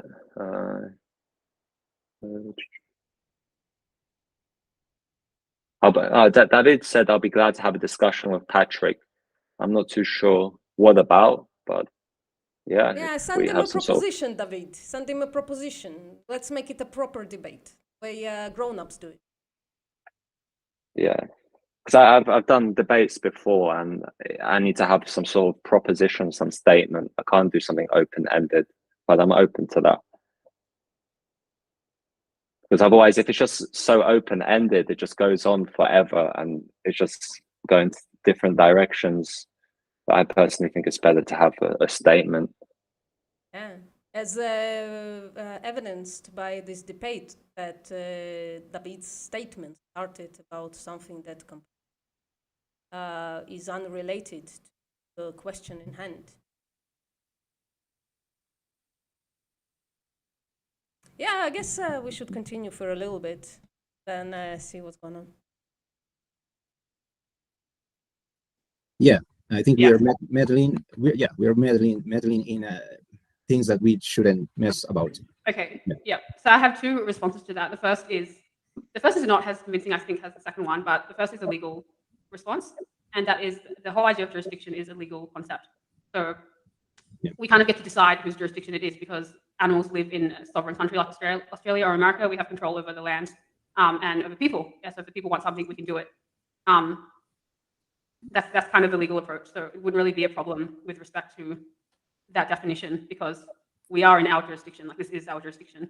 And I think to pretend that we don't have a say in what happens to the wild is false because we clearly chop down trees and interfere with nature on a daily basis for not the interest of animals. What I'm proposing is that we do it for the interest of animals. So I think like it's already happening. The second approach, the second approach I think is more addressing your actual issue because you're kind of making a philosophical claim, I take it, not a legal claim. You're making a philosophical claim about us respecting the jurisdiction of animals or like their boundaries or something like that. So it's not a legal claim, it's more about philosophy. So I think the question I want to ask you is, if you could end infinite suffering just by thinking a thought, but that infinite suffering was taking place outside your jurisdiction, would you do it? No. No? No. Oh. So there's like parasites and disease and like there's the worst kind of suffering, and all you need to do is think a thought to end it, and you wouldn't. Yeah, what are you proposing? Like an atomic bomb? Can you stop? What No, I'm just saying it's just a hypothetical to imagine a world. I mean, again, how's a jurisdiction defined here? Is different country another jurisdiction? Like, if you could stop FGM in Africa, you not push the button because it's a different jurisdiction. Damn, that's a cold position. That's not thinking about the victim at all. That's thinking about the perpetrator. Or, I don't know, not thinking about them at all, like othering them, putting them different jurisdiction, not my problem, isn't it? What do you have to say about that, Patrick? I was just going to say this question that Patricia is asking, I think it's sort of similar to the question I wanted to ask, where all things being held equal, is a world with all of this added suffering better than a world without it? Because you're sort of saying if you could push a button and end this suffering, right, would you be okay with that, right? Yeah. Would you push a button, yeah? I mean, wow. And to the people that say, hypotheticals are, some people, they don't like hypotheticals, but the fact is, hypotheticals, they can come into reality as well. So if someone wants to not answer a hypothetical, they have to explain why, on what basis that hypothetical is. It sort of logically incorrect, or because, for example, before the nuclear bomb, someone could have made a hypothetical about the nuclear bomb, right? But it wouldn't have been a valid, a good answer to say, we don't have a bomb like this currently, so this is not a good question, right? My experience, the problem with hypotheticals is that people who don't want to answer them are dodging. I'm not being very charitable, Yes, but I am pissed off. I am pissed off that I had this person on. I am. But Carnism Debunked, he also did an interview with Benatar. Did you watch that No. interview? So there was also a lot of dodging going on there. And then towards the end of the interview, he said if he had, a boa constrictor, and he said if you had a boa constrictor in your house, and it was like either you could feed, I can't remember exactly, but it was like, I think there was 3 options off the top of my head. It was if you could either keep on feeding, I think it was actually if you could either release the boa constrictor into the wild or kill the boa constrictor, what would you do? And I think Benatar said he would release the boa constrictor into the wild. Wow. Yeah. And That's literally another option. hiding your head in the sand, isn't it? It's rolling the problem elsewhere and ignoring it. I think that's what jurisdiction means, basically. Not my problem. But what would you do in this situation if you had a boa constrictor and you could either, you had it in your house, you could either unfortunately put its life to end or release it into the wild where it'll be part of a natural ecosystem? What would you do? Well, morally, I think, morally speaking, I would have to kill the boa constrictor. I don't think I have a choice, because the amount of victims there is going to be, it's be unimaginable, isn't it? Yeah. Oh, yeah. And, you know, that would be a terrible thing that I've done. I wouldn't take myself off the hook there. I think it's this specific hypothetical is a moral dilemma, and by that definition, it's like by the virtue of it being moral dilemma, it doesn't have any good outcomes. It only has two bad outcomes, and one of them is better than the other.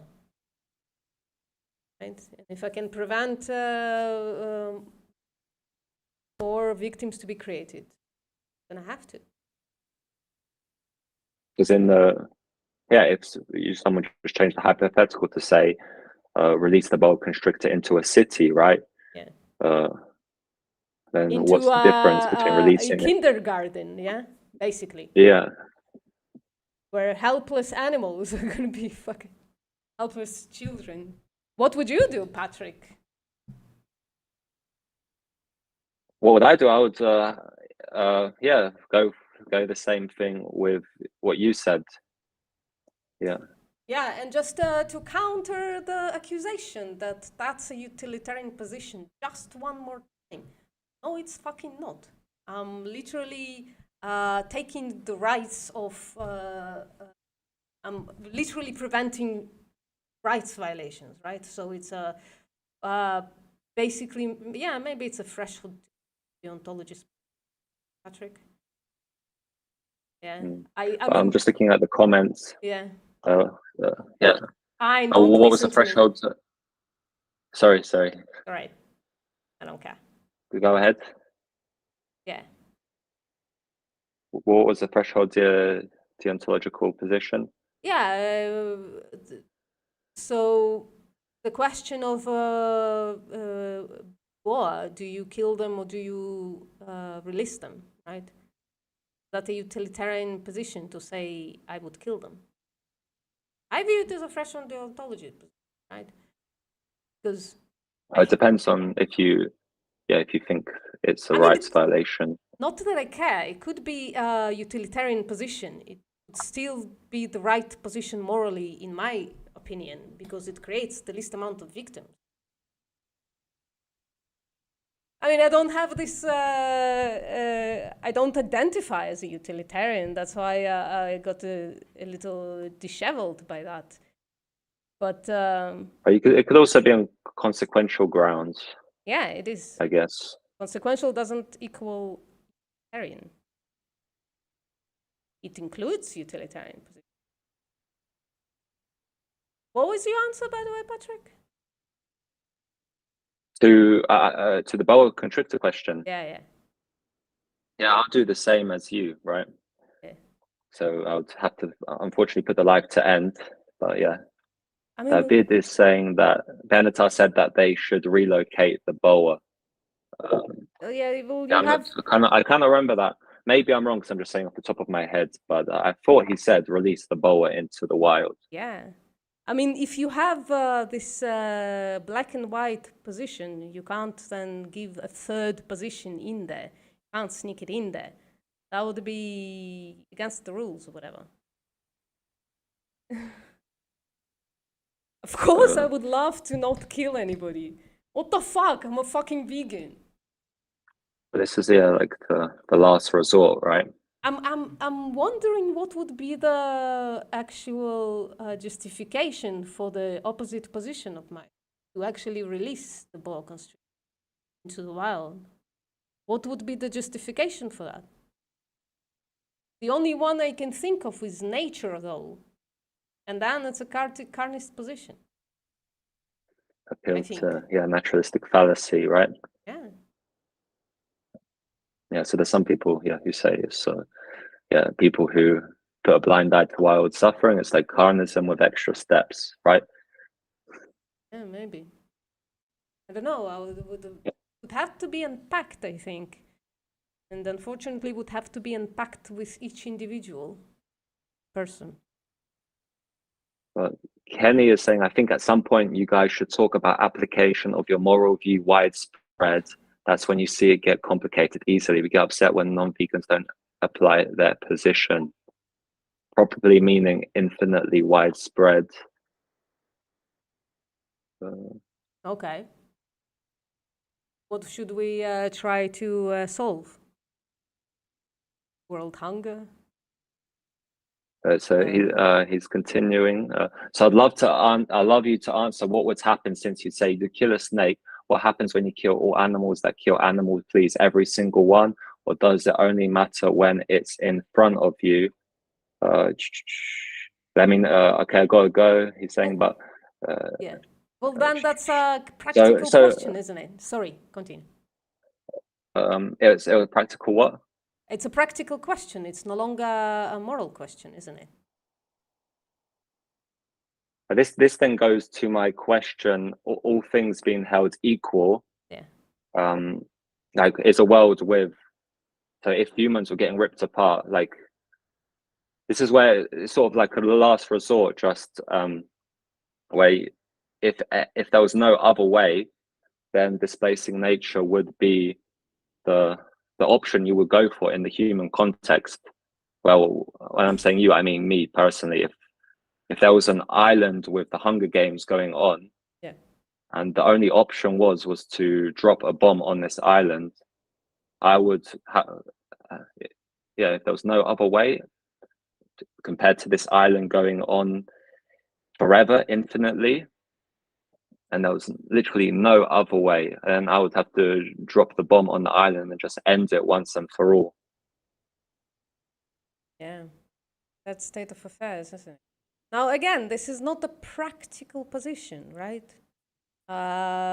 We are talking about morality, and that's why it's so extreme, two extreme positions we're taking here. Because, practically, I guess we should continue the way we continue now. People kill people. Hunger Games do be happening, and we're not dropping bombs on them, are we? But the juxtaposition, the question is of the victims. You have to ask about the victims. And what would you do personally? Yeah, if I had the chance. Well, the question is, well, you have the Hunger Games. I haven't watched the series. But that, do you mean they're just hunting each other and everybody is for whatever, right? Each to their own or something like that? Yeah. Yeah. So both sides are both perpetrators and victims.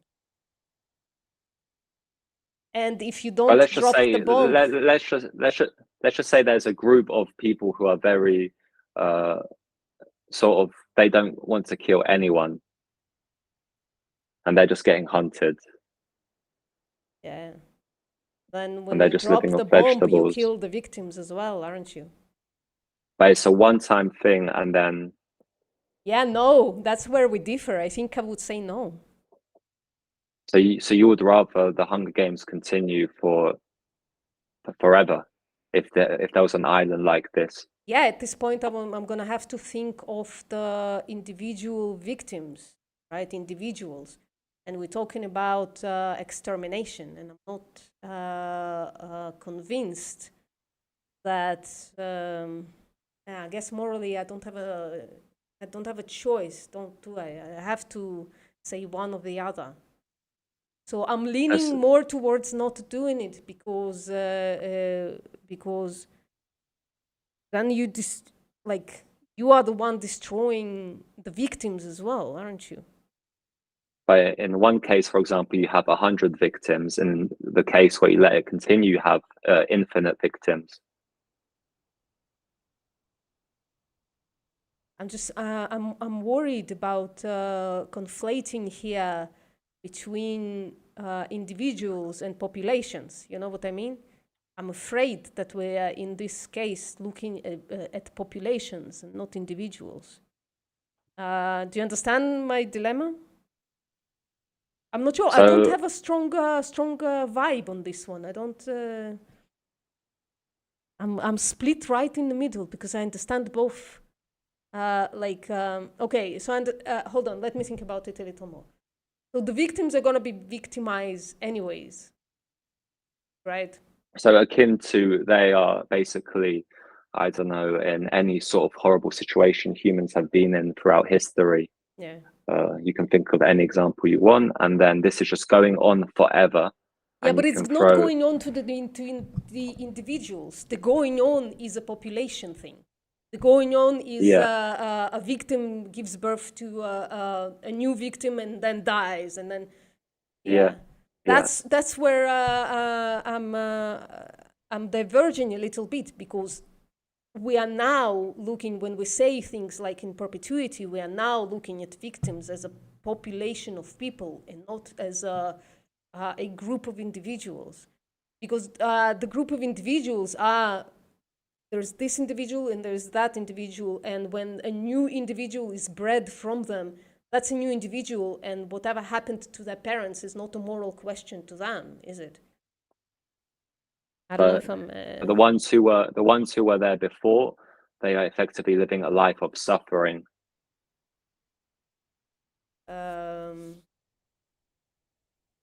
That's where I have a problem, I think. I don't know if I can solve this one. I don't know. I don't have strong I have strong intuitions for both answers, right?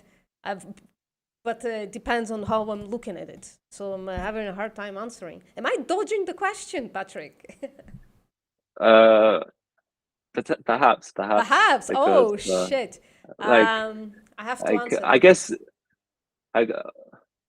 What is your sort of preference? Would a world in which suffering, this island, for example, that I made up, this island in which suffering is going on for infinity, or an island in which there is no suffering? An island where there is no suffering would be preferable.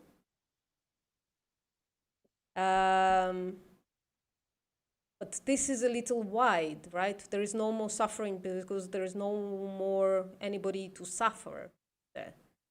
And there I'm having a hard time, frankly.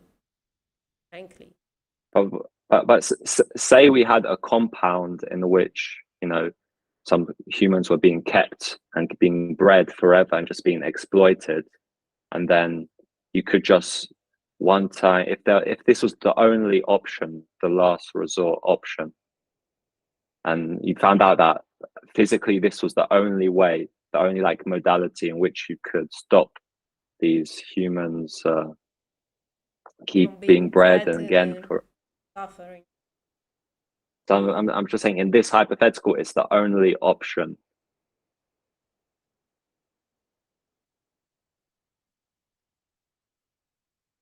Fuck. I'm literally split in the middle, Patrick. I don't know what to say. Wow. How the turns have tabled. Is anyone saying anything in the chats? They're talking about something. But something else. Help me out, guys. I'm flailing here. I want to be morally consistent. Because I value, because from a threshold deontological viewpoint, I would throw the grenade, the bomb. yeah. Because infinity for me is just so large, right? That's where you kind of lose me, because we are not infinite. We are finite, right? And then again, we're talking about individuals. Yeah. I care about the suffering of individuals, suffering of populations, or I care about suffering of individuals before I care about the suffering of populations, right? Yeah, but there's individuals who make up the population, right? Yeah, but you're talking about this question of in perpetuity. And that adds a dimension of a population simplicity. It doesn't consider the individuals inside it. Well, for Understand my the when you're dilemma, throwing at least. when you're throwing the bomb, you're considering the individuals, right? Maybe I need to try and think a little bit harder, but yeah, because when you're throwing the bomb, you know you're gonna violate some people's rights inside who are living a terrible life, who are then gonna breed and just keep on living. Well, the creating. question: would you do this in case of a farm? You have a farm that represents all the world's animal farms, and in that farm you have cows who are bred and suffering such, right? You have the ability to throw a bomb at that farm and kill all the individuals inside, and therefore prevent the perpetuity of suffering, or you can let the suffering continue. I would throw the bomb, right?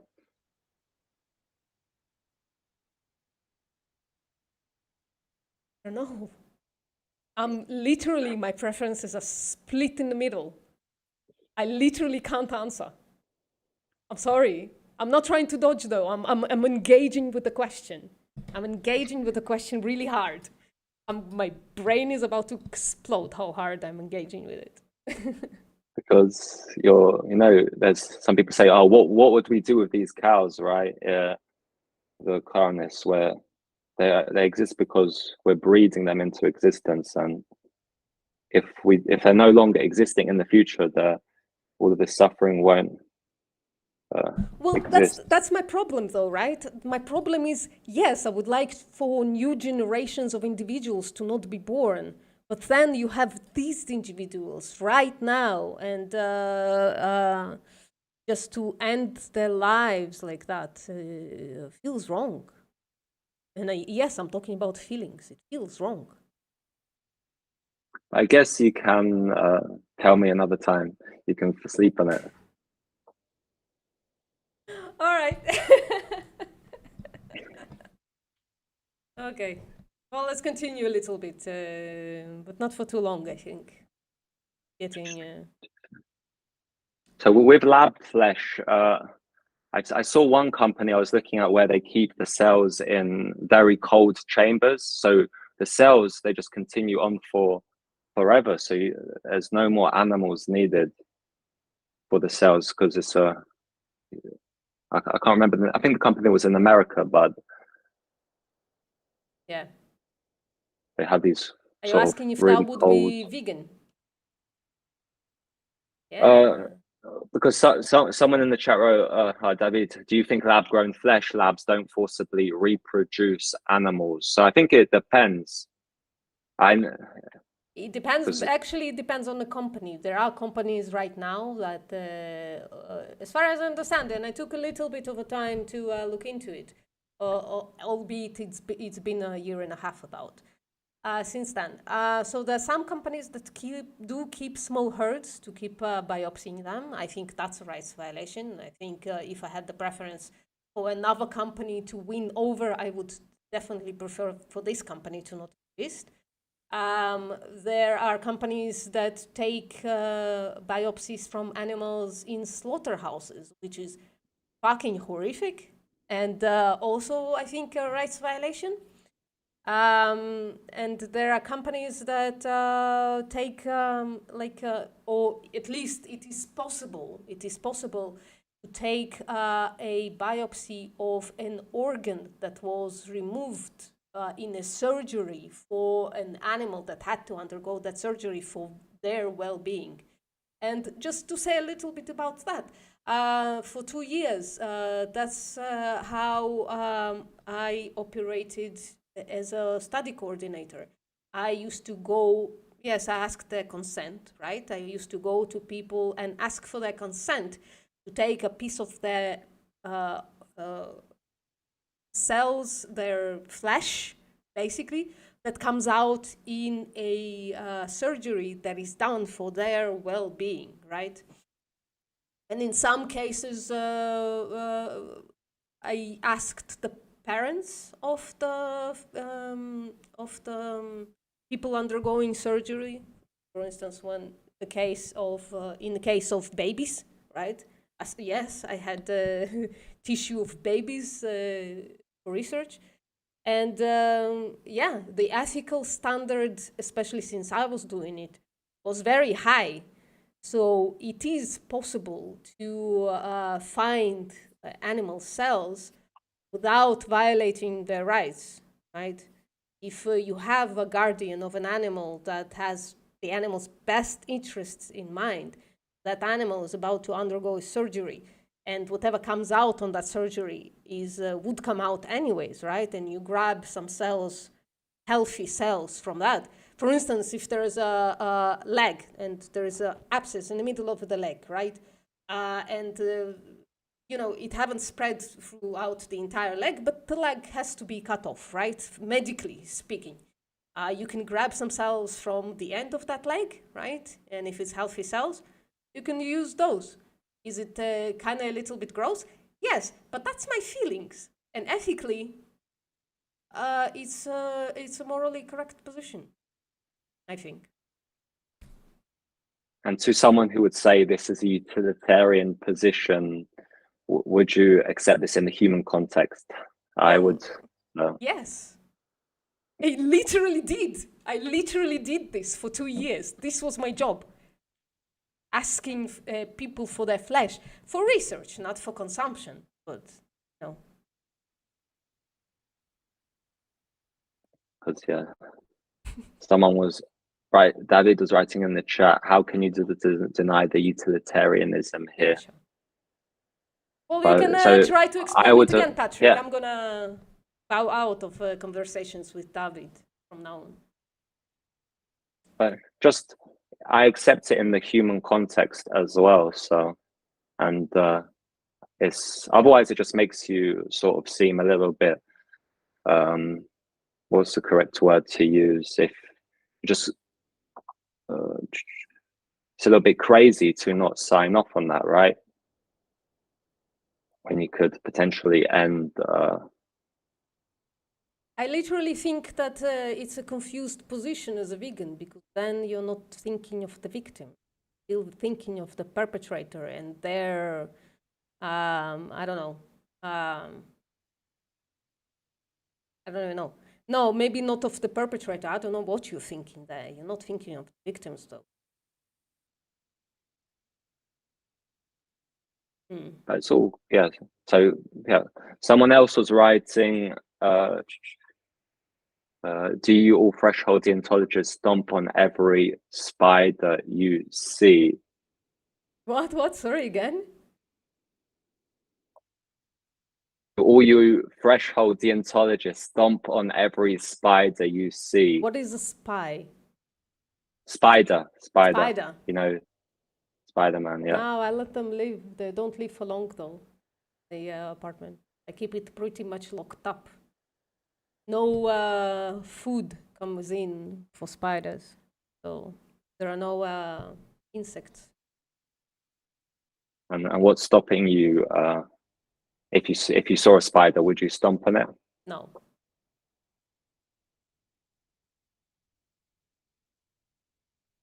So if I saw a spider about to kill another sentient animal, as far as I know, we are not clear on whether all insects are sentient.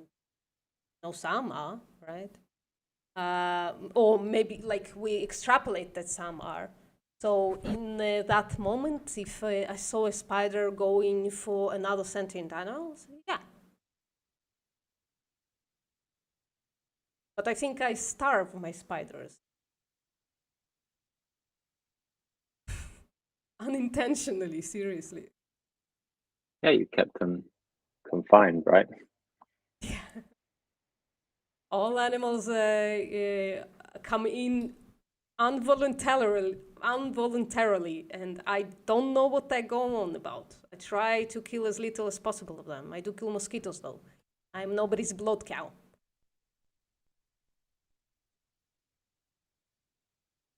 So should we maybe wrap things up there? Yeah, I think so. Been going for quite a long time. Yeah. But, Guys, maybe like a few more questions, last questions in my chat as well. I don't know. Last comments. Somebody wants to call us utilitarian again. Go ahead. You won't be upset. I'm not upset about it. I'm just saying it's a weird thing to say about somebody who doesn't hold that label. Especially with on regards to your side. insects, What? Sorry, yeah. I was going to say, I personally see some sort of crop deaths currently as rights violations. Yeah. Sorry again. Crop depths as rights violations. Yeah, me as well. No, I see some types. Yeah. Yeah. Yeah. I would Because say as well. I think I even said it in one of the videos mine. Not sure if I said it or not, but I definitely hold the position that crops are rights violations. But again, we have a moral dilemma here, right? We can, and maybe this is a utilitarian position. We can kill more animals, or we can kill less animals, and we can strive to killing none, which is what the vegan position is, as far as I can say. And if that's a utilitarian position, then that's a vegan position. Then veganism is utilitarianism, and there you go.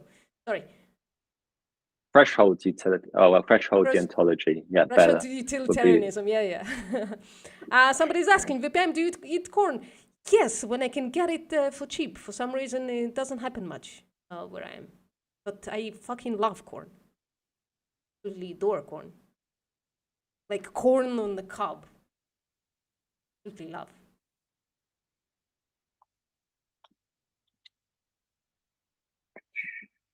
Corwood Moon asks VPM, why are you so awesome? I'm okay. I'm doing fine. I don't know. That's in the eyes of the beholder, and some people would disagree. Let's just say like that. VPM, you should eat corn every day. I would if it wasn't so bloody rare and expensive where I am. When I can get corn on the cheap, I do. All you need is corn. People really love corn in my chat. Yeah, Patrick, do you have any questions on your side? I would just like to add, in one of my recent streams, someone asked me if you can get corn milk. And I said, because I was talking about corn protein, but I saw in Aldi, they've got corn milk, actually. Yeah.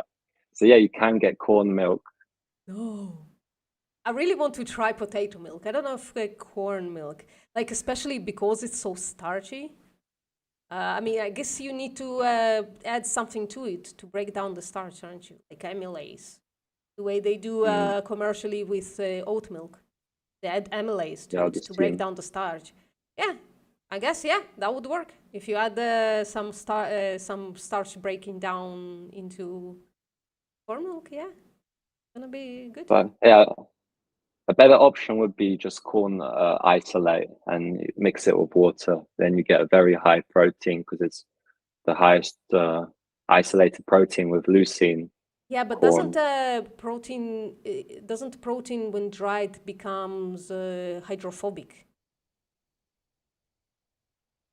So if you add an isolate was dried. So you mean if you mix it with water, it doesn't mix, or what is your? Yeah, it doesn't mix. Like if you try even a soy isolate, right? If you add like soy protein to your shake, it's like really hard for it. Any kind of, I mean, you can't have a commercial milk like that for sure. You can add a scoop into your personal, like into personal shake. Yeah, I think I could be wrong. Maybe it's not all proteins, but a lot of proteins become hydrophobic. My earphones ran out of battery. So I'm gonna have to change the audio. So it's definitely a time to finish up then, isn't it? Guys, I'm sorry we didn't react to that much of the debate itself, but technical difficulties, and then we started, and then we had an asshole on air. Patrick doesn't have to agree with me on that. And then No name calling. no name Everyone, calling. we're all here in the same. At least for human commodification of animals, we all want the same thing here. It seems like David is working against us, though, because he's been dogging me for a while. So, and people like me who have hold my positions, been revoking our vegan status, has been calling us names. So, yeah, okay, I'll take back my name calling. But yeah, if someone want to call me vegan, yeah, I don't really care. EDM, please be civil. My chat for is reminding me to indeed. I don't know what to say, Dumb Evolve. He got me upset. One thing is calling me names, acting the way he did before I kicked him. Absolutely terrible thing to say. Yeah. Okay. Well, Patrick, I think we've gone long enough. Let's finish up. Thank you, everybody, for coming. Thank you, guys. And I was going to add, maybe we should, we can do more streams if people find the stuff interesting. There's been a new, I saw Cosmic Skeptic yesterday make quite, well, talk a little bit about animal rights again, so we could react to that at some point. Yeah. Well. No, if you want. Yeah. I won't. Well, I don't know how much I have to add. I'm not. Sometimes. How much you have to add towards what? To. I don't know when it comes to. Anyways, let's talk behind this. Sorry, okay. Patrick. Thank you, everybody, for coming. See you next time. Bye. Thank you guys for joining.